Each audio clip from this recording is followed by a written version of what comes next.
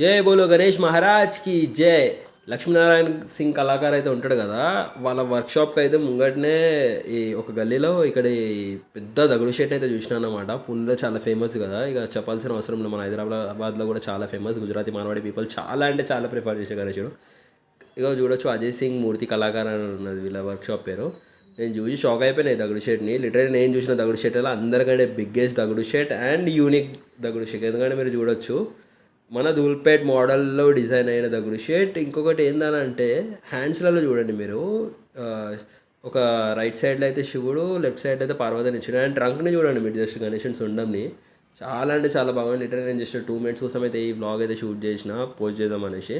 చాలా అంటే చాలా మంచి డిజైన్ అండ్ వైబ్రెంట్ కలర్స్ అయితే యూజ్ చేసాడు. అండ్ చాలా బాగుంది. అండ్ చేతిలో ఇచ్చిన శివుని పార్వతులను కూడా చాలా అంటే చాలా మంచిగా అనిపించింది చూసి. అండ్ మంచి ఫినిషింగ్ ఉంది మన ధూల్పేట్ స్టైల్లో అయితే.